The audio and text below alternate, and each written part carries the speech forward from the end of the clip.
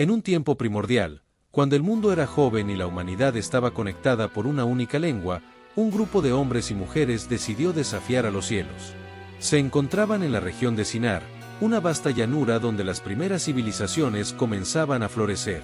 La historia que se tejió en esta tierra es la crónica de un sueño desmedido, de la ambición descontrolada y de la eterna búsqueda de la trascendencia. El origen del sueño. Todo comenzó con Nimrod, un rey visionario que unificó a los pueblos bajo su mando con carisma y fuerza. Galardonado como cazador ante el Señor, era también un arquitecto de ambiciones. Nimrod convenció a su pueblo de que podían alcanzar los cielos y hacerse uno con lo divino. La idea era grandiosa: construir una torre que tocaría el firmamento, un símbolo de su unidad y poder. La construcción de la torre. Los antiguos sumerios, expertos en ladrillos y asfalto, se unieron bajo el estandarte de Nimrod. Con cada ladrillo que colocaban, su ambición crecía. La torre, conocida como la Torre de Babel, no solo era un proyecto de tamaño titánico, era una manifestación del deseo humano de trascender sus limitaciones terrenales.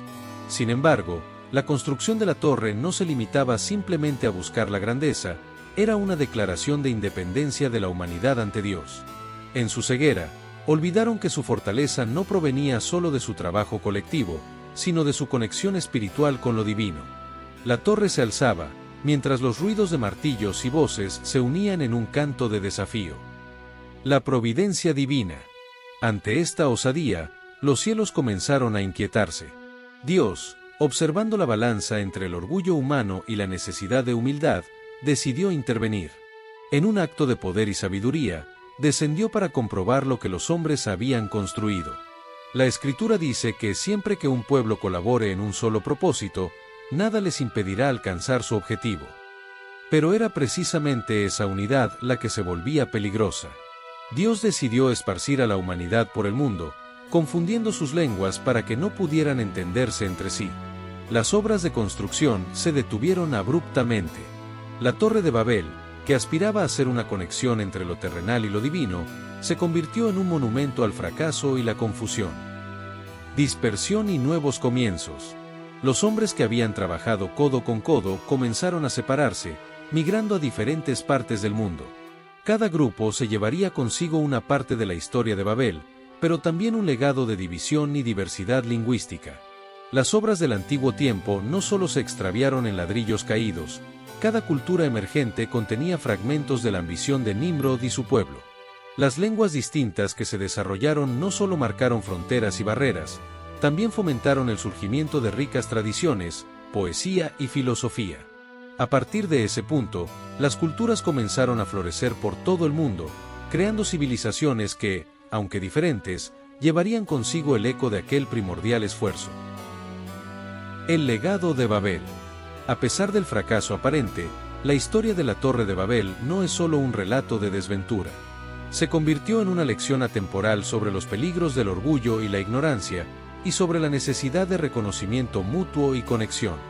El deseo humano de alcanzar lo sublime es imbatible, pero debe ser guiado por humildad y respeto. Las ciudades crecieron, las lenguas se diversificaron y las culturas se arraigaron en la tierra.